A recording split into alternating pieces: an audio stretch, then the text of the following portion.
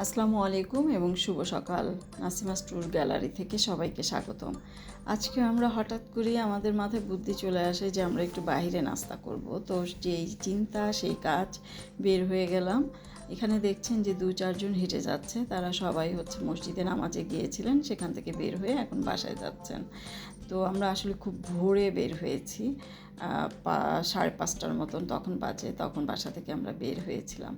তো যাই হোক, যেতে যেতে মনে হচ্ছে চারদিকে অনেক আলো, তাই না? কিন্তু আসলে এখানে শীতের সকাল, কুয়াশা ঘেরা ছিল, যেটা অনেক সময় ক্যামেরায় আসলে আমরা বুঝতে পারি না। তো যাই হোক, আমরা শীতের চারদিকে এত সুন্দর একটা বাতাস গায়ে লাগছিল, যেটা আসলে কী ধরনের অনুভূতি বলে বোঝাতে পারবো না। মাঝে মধ্যে আসলে এরকম করে বের হতে হয়, তাহলে আপনার জীবনটাকে না আপনি সুন্দর মতো উপভোগ করতে পারবেন। আপনার প্রত্যেকটা মুহূর্ত যদি আপনি এনজয় করতে চান, তাহলে এরকম হুটহাট সিদ্ধান্ত একটু নিয়ে নেবেন। এই যে মাইক্রোটা গেল হাতের বাঁ দিকে, সেটা হচ্ছে পঞ্চবটির এরিয়া, যেই এরিয়া থেকে বিরুলিয়া, আশুলিয়া এবং মিরপুরে খুব ইজিলি শর্ট টাইমে যাওয়া যায়। আর আমরা এখন যেদিকে যাচ্ছি সেটা হচ্ছে উত্তর যে সেন্টার মেট্রো রেলের সেই দিকটায় যাচ্ছি। হাতের বাঁ দিকে দেখা যাচ্ছে অনেকগুলো নার্সারি। এখানে যারা গাছকে ভালোবাসেন এবং পছন্দ করেন, তারা এখানে আসলে খুব অল্প মূল্যে ভালো ভালো মানের গাছ এখান থেকে নিতে পারবেন। কারণ আসলে কম বেশি সবাই আমরা গাছকে ভালোবাসি। অনেকে আসলে প্রপার জায়গাটা খুঁজে পাই না দেখে গাছ নিতেও পারি না। তো আমরা এখন যেদিকে যাচ্ছি, হাতের ডান দিকে এটাকে বলে বউবাজারে বসে বিকেলবেলা। আর বাইরে যেটা দেখা যাচ্ছে, কিছু পাকা স্থায়ীভাবে দোকান তোলা হচ্ছে। এটা একটা মার্কেট হবে। এখানে আগে বিকেলবেলা মানুষ ঘুরতে আসলে এখানে কিছু স্ট্রিট ফুড নিয়ে বসতো, সেগুলো মানুষ এখানে এসে খেত। এখন সেই জিনিসটা এখন আর নেই। আর ডান দিকে বিকালবেলা একটা হাটের মতন বসে, বউবাজার বলে। এই যে দেখেন উত্তর সেন্টার। তো আমরা এখন যাচ্ছি উত্তরে, যেই দিকটা লাস্ট মেট্রো রেলের স্টপেজ। এখানে বাইরে যে দোকানগুলো দেখা যাচ্ছে, এগুলো আপনার ওই আগে যেই পাকা ঘরগুলো ওখানে ছিল, সেগুলো এখন এখানে এসে বসছে।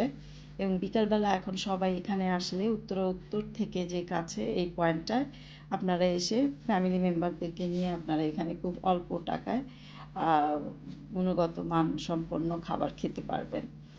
তো এখানে আমরা এখন যাচ্ছি উত্তরা 13 নম্বর সেক্টরের দিকে। তো এই সামনেই খালপাড়, যে জায়গাটা সব সময়, এই যে খালপাড় সবসময় ব্যস্ত থাকে। তো এই ব্যস্ততার এত জ্যাম থাকে এখানে, ট্রাফিক দিয়েও করা যায় না, ব্যালেন্স করা যায় না। কিন্তু এখন দেখেন ফাঁকা জায়গাটা, এত ভোর সকাল, তারপরে কিন্তু ভালোই গাড়ি আছে এখানে দেখা যাচ্ছে। তো আসলে জীবনটা আসলে যান্ত্রিকতার ভিতর দিয়ে আমাদেরকে পার হতে হয়। এর ভিতর থেকেই আসলে আমাদেরকে খুঁজে বের করতে হবে একটু সময় নিজেদের জন্য। আজকে আমরা বের না হলেও পারতাম, তাই না? ঘরে কিছু একটা তৈরি করে খেয়ে নিতে পারতাম, কিন্তু তারপরে কি নিজেদেরকে কিছু উপহার দেওয়া, যে না, বাইরে গিয়ে একটা আলাদা পরিবেশে কিছু একটা খাবো। এটাই খাওয়াটা বড় কথা না, জাস্ট টাইমটা যাতে আমাদের কোয়ালিটিপূর্ণ একটা টাইম স্পেন্ড হয়, সেদিকে খেয়ালটা রাখা। এটা আসলে প্রত্যেকটা মানুষের করা উচিত।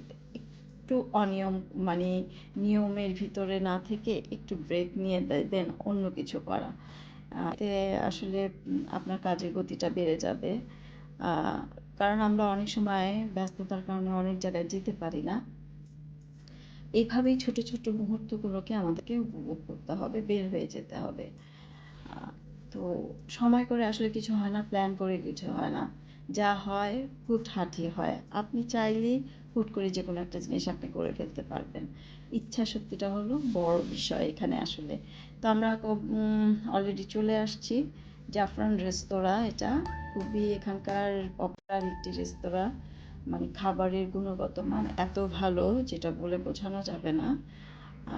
যে খাবারটাই খাবেন আপনি অ্যাটলিস্ট বলবেন যে না, একটু ভালো মানের একটা খাবার খেলাম। তো খাবার তো আমরা আসলে অনেক জায়গায় খাই, তারপরও এ কিছু কিছু জায়গা আছে যে খাবারটা সবসময় মুখে মনে হচ্ছে লেগেই আছে, এরকম একটা বিষয়। তো এখানে আজকে আমরা আসছি তো খুব ভোরবেলা, যার কারণে কিন্তু লোক নেই। তারা দেখেন ভালোই লোক দেখা যাচ্ছে এখানে। আসলে আমরা যখন 9টা 10টার দিকে মাঝে মধ্যে আসি, তখন কিন্তু এখানে দাঁড়ানোর পর্যন্ত জায়গা থাকে না, মানে এত পরিমাণ আম, মানে বিজি থাকে এই রেস্তোরাঁটা। আহ, অথচ আজকে দেখেন অনেকগুলো সিট ফাঁকা হয়ে আছে। তো যাই হোক, বিষয়টা হচ্ছে যে আসলে আহ, জীবনের এক একটা পার্ট মানুষের এক এক রকম যায়। আপনি, আমি, আমরা সবাই হয় কাজ নিয়ে অনেক অনেক ব্যস্ত থাকি, অনেক কিছু মন চাইলেও করতে পারি না, কিন্তু এর ভিতর থেকে আমাদেরকে এভাবে সময় বের করে নিয়ে নিজেকে গিফট করতে হবে ওই সময়টুকু, যার কারণে আপনি আর একটা নতুন একটা সময় এবং নতুন আর একটা চিন্তা আপনার ভিতর চলে আসতে পারে। যাই হোক, সবাই ভালো থাকবেন, সুস্থ থাকবেন এবং আমাদের পাশে থাকবেন। আল্লাহ হাফেজ।